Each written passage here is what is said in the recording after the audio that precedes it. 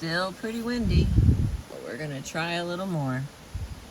Reading Chapter 3, Falling in Love, from the 5 Love Languages.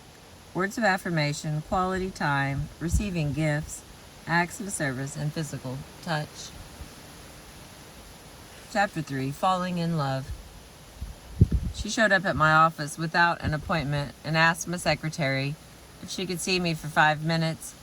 I had known Janice for 18 years. She was 36 and had never married. She had dated several men through the years, one for 6 years, another for 3 years, and several others for shorter periods of time. From time to time, she had made appointments with me to discuss a particular difficulty in one of her relationships. She was by nature a disciplined, conscientious, organized, thoughtful, and caring person.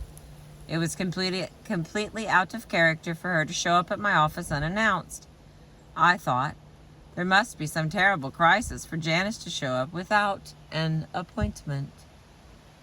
Told my secretary to show her in, and I fully expected to see her burst into tears and tell me some tragic story as soon as the door was closed. Instead, she virtually skipped into my office, beaming with excitement.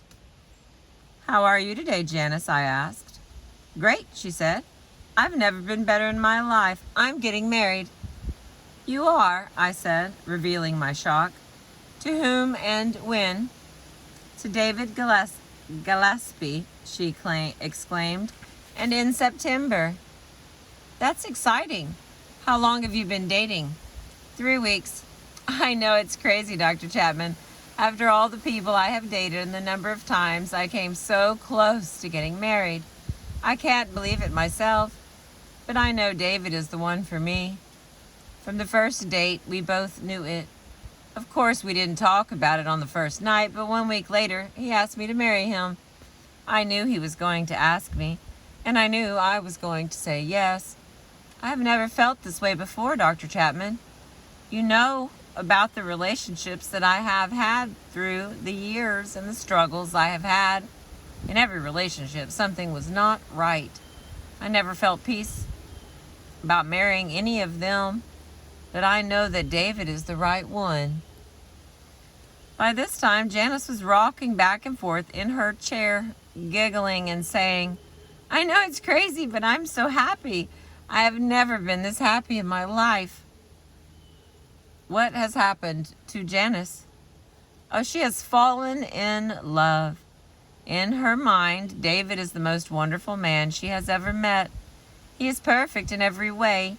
He will make the ideal husband. She thinks about him night and day. The facts that David has been married twice before, has 3 children, and has had 3 jobs in the past year are trivial to Janice. She's happy, and she is convinced that she is going to be happy forever with David. She is in love. Most of us enter marriage by way of the in-love experience. We meet someone whose physical characteristics and personality traits create enough electrical shock to trigger our love alert system. The bells go off, and we set in motion the process of getting to know the person. The first step may be sharing a hamburger or steak, depending on our budget, but our real interest is not in the food. We are on a quest to discover love.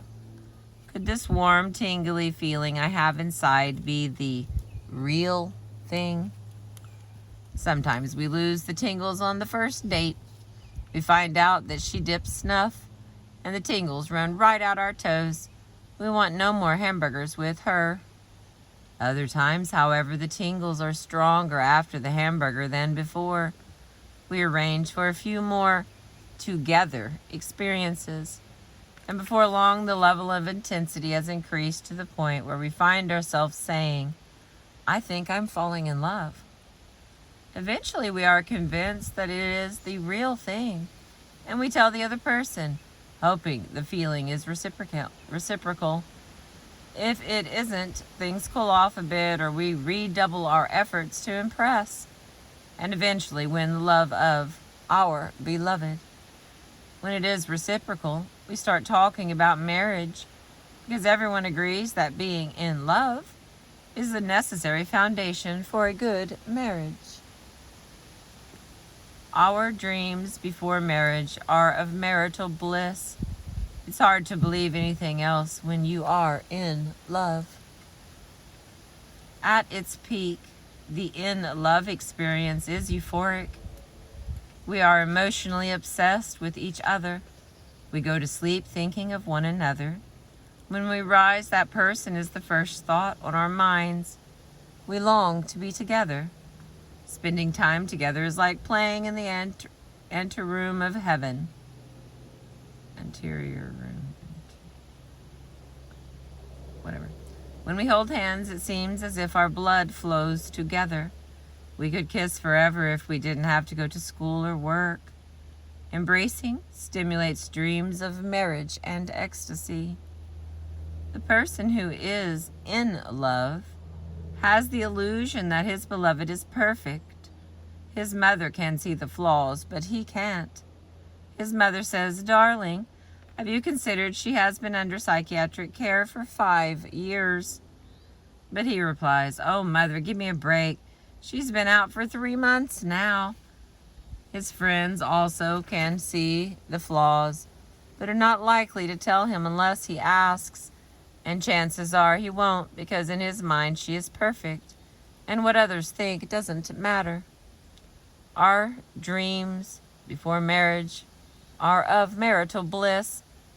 We are going to make each other supremely happy. Other couples may argue and fight, but not us. We love each other. Of course, we are not totally naive. We know intellectually that we will eventually have differences, but we are certain that we will discuss those differences openly. One of us will always be willing to make concessions, and we will reach agreement. It's hard to believe anything else when you are in love. We have been led to believe that if we are really in love, it will last forever. We will always have the wonderful feelings that we have at this moment. Nothing could come between us. Nothing will ever overcome our love for each other. We are enamored and caught up in the beauty and charm of the other's personality. Our love is the most wonderful thing we have ever experienced. We observe that some married couples seem to have lost that feeling, but it will never happen to us. Maybe they did not have the real thing, we reason. Unfortunately, the eternality of the in-love experience is a fiction, not fact.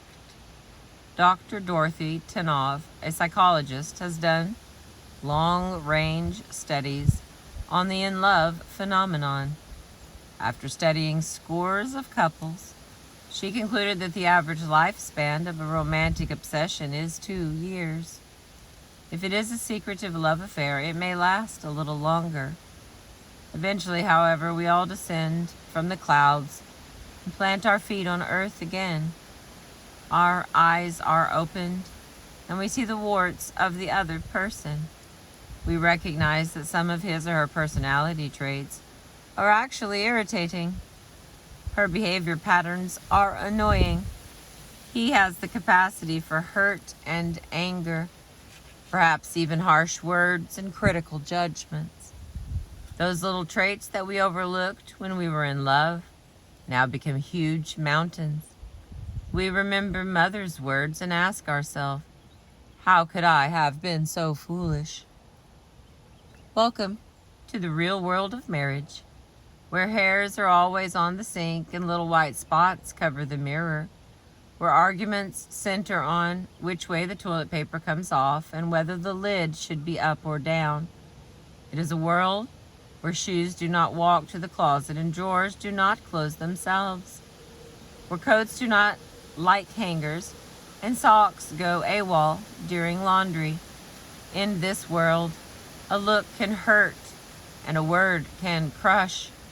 Intimate lovers can become enemies and marriage a battlefield. What happened to the in-love experience? Alas, it was but an illusion by which we were tricked, excuse me, into signing our names on the dotted line for better or for worse. No wonder so many have come to curse marriage and the partner whom they once loved. After all, if we were deceived, we have a right to be angry.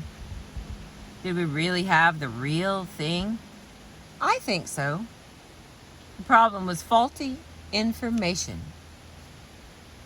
The bad information was the idea that the in-love obsession would last forever. We should have known better. Casual observation should have taught us that if people remained obsessed, we would all be in serious trouble. The shock waves would rumble through business, industry, church, education, and the rest of society. Why? Because people who are in love lose interest in other pursuits. That is why we call it obsession. The college student who falls head over heels in love sees his grades tumbling. It is difficult to study when you are in love. Tomorrow you have a test on the War of 1812, but who cares about the War of 1812? When you're in love, everything else seems irrelevant. A man said to me, "Dr. Chapman, my job is disintegrating." "What do you mean?" I asked. "I met this girl, I fell in love, and I can't get a thing done. I can't keep my mind on my job. I spend my day daydreaming about her." The euphoria of the in-love state gives us the illusion that we have an intimate relationship. We feel that we belong to each other. We believe we can conquer all problems. We feel altruistic toward each other. As one young man said about his fiancée, "I can't conceive of doing anything to hurt her. My only desire is to make her happy. I would do anything to make her happy." Such obsession gives us the false sense that our egocentric attitudes have been eradicated and we have become sort of a Mother Teresa, willing to give anything for the benefit of our lover. The reason we can do that so freely is that we sincerely believe that our lover feels the same way toward us. We believe that she is committed to meeting our needs, that he loves us as much as we love him, and would never do anything to hurt us. That thinking is always fanciful. Not that we are insincere in what we think and feel, but we are unrealistic. We fail to reckon with the reality of human nature. By nature, we are egocentric. Our world revolves around us. None of us is totally altruistic. The euphoria of the in-love experience only gives us that illusion. Once the experience of falling in love has run its natural course, remember the average in-love experience lasts 2 years. We will return to the world of reality and begin to assert ourselves. He will express his desires, but his desires will be different from hers. He desires sex, but she is too tired. He wants to buy a new car, but she says, "That's absurd." She wants to visit her parents, but he says, "I don't like spending so much time with your family." He wants to play in the softball tournament, and she says, "You love softball more than you love me." Little by little, the illusion of intimacy evaporates, and the individual desires, emotions, thoughts, and behavior patterns exert themselves. They are two individuals. Their minds have not melded together, and their emotions mingled only briefly in the ocean of love. Now the waves of reality begin to separate them. They fall out of love, and at that point either they withdraw, separate, divorce, and set off in search of a new in-love experience, or they begin the hard work of learning to love each other without the euphoria of the in-love obsession. The in-love experience does not focus on our own growth, nor on the growth and development of the other person. Rather, it gives us the sense that we have arrived. Some researchers, among them psychiatrist M. Scott Peck and psychologist Dorothy Tennov, have concluded that the in-love experience should not be called love at all. Dr. Tennov coined the word limerence for the in-love experience in order to distinguish that experience from what she considers real love. Dr. Peck concludes that the falling in love experience is not real love for 3 reasons. First, falling in love is not an act of the will or conscious choice. No matter how much we may want to fall in love, we cannot make it happen. On the other hand, we may not be seeking the experience when it overtakes us. Often we fall in love at inopportune times and with unlikely people. Second, falling in love is not real because it is effortless. Whatever we do in the in-love state requires little discipline or conscious effort on our part. The long, expensive phone calls we make to each other, the money we spend traveling to see each other, the gifts we give, the work projects we do are as nothing to us. As the instinctual nature of the bird dictates the building of a nest, so the instinctual nature of the in-love experience pushes us to do outlandish and unnatural things for each other. And third one is in love is not genuinely interested.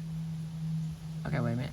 Third, one who is in love is not genuinely interested in fostering the personal growth of the other person. If we have any purpose in mind when we fall in love, it is to terminate our own loneliness and perhaps ensure this result through marriage.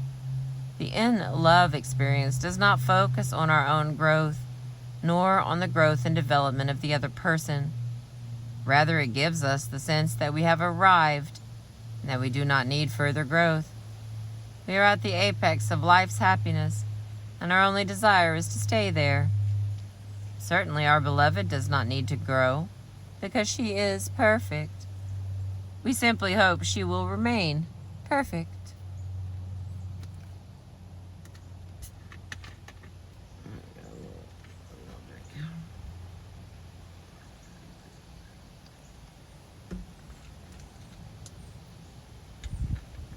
If falling in love is not real love, what is it?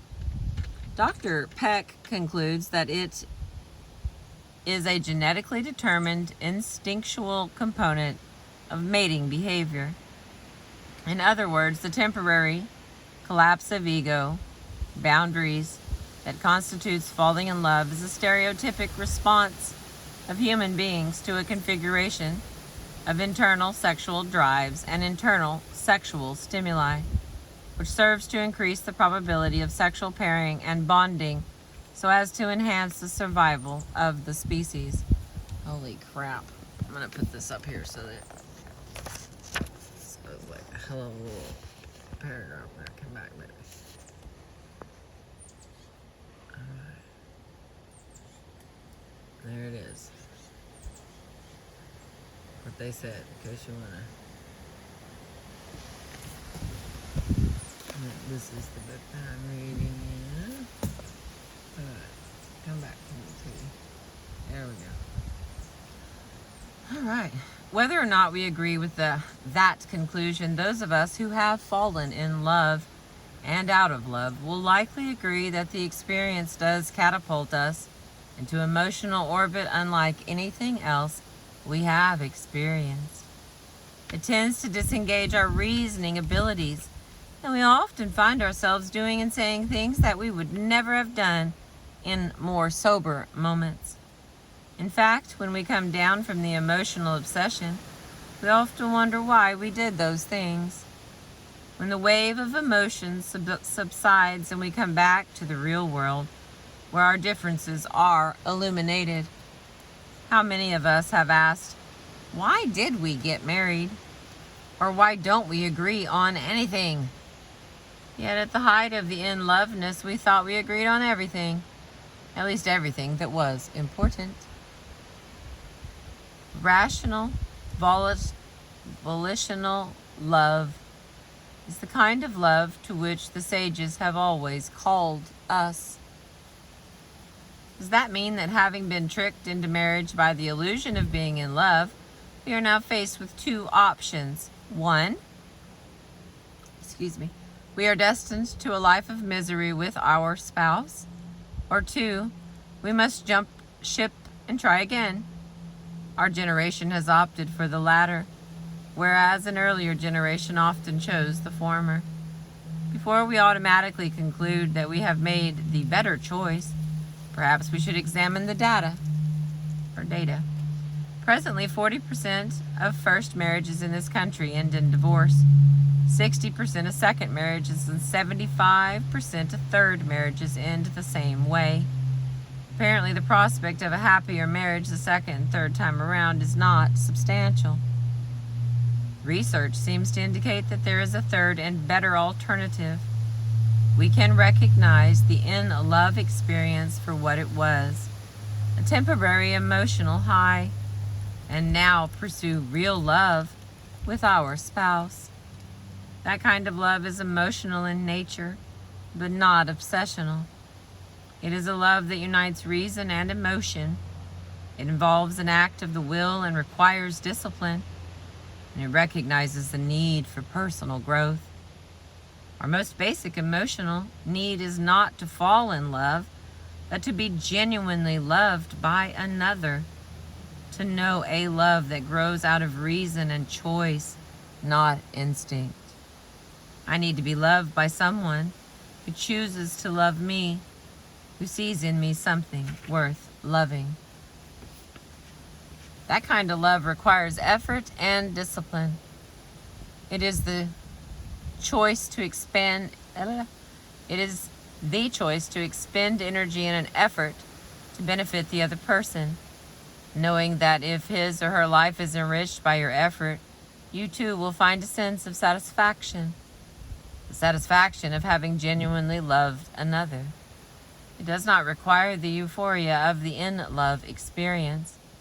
In fact, true love cannot begin until the in-love experience has run its course.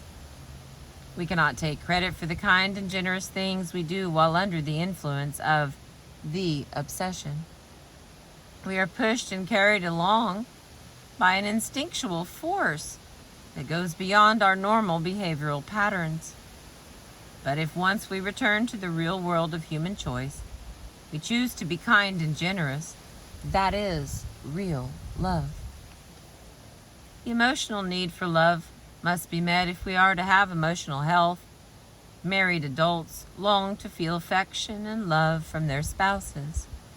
We feel secure when we are assured that our mate accepts us, wants us, and is committed to our well-being. During the in-love stage, we felt all of those emotions. It was heavenly while it lasted. Our mistake was in thinking it would last forever. But that obsession was not meant to last forever. In the textbook of marriage, it is but the introduction. The heart of the book is rational, volitional love. That is the kind of love to which the sages have always called us. It is intentional. That is good news to the married couple who have lost all of their in-love feelings. If love is a choice, then they have the capacity to love after the in-love obsession has died and they have returned to the real world. That kind of love begins with an attitude, a way of thinking. Love is the attitude that says, I am married to you and I choose to look out for your interests. Then the one who chooses to love will find appropriate ways to express that decision. One page left. But it seems so sterile, some may contend. Love as an attitude with appropriate behavior. Where are the shooting stars, the balloons, the deep emotions? What about the spirit of anticipation, the twinkle of the eye, the electricity of a kiss, the excitement of sex? What about the emotional security of knowing that I am number one in his or her mind? That is what this book is all about. How do we meet each other's deep emotional needs to feel love? If we can learn that and choose to do it, then the love we share will be exciting beyond anything we ever felt when we were infatuated. For many years now, I have discussed the 5 emotional love languages in my marriage seminars and in private counseling sessions. Thousands of couples will attest to the validity of what you are about to read. My files are filled with letters from people whom I have never met, saying, "A friend loaned me one of your tapes on love languages, and it has revolutionized our marriage. We had struggled for years trying to love each other, but our efforts had missed each other emotionally. Now that we are speaking the appropriate love languages, the emotional climate of our marriage has radically improved." When your spouse's emotional love tank is full and he feels secure in your love, the whole world looks bright, and your spouse will move out to reach his highest potential in life. But when the love tank is empty and he feels used but not loved, the whole world looks dark, and he will likely never reach his potential for good in the world. In the next 5 chapters, I will explain the 5 emotional love languages, and then, in chapter 9, illustrate how discovering your spouse's primary love language can make your efforts at love most productive. And the 5 love languages: words of affirmation, quality time, receiving gifts, acts of service, and physical touch. We'll start with words of affirmation in chapter 4. Thank you for being with me. I appreciate you.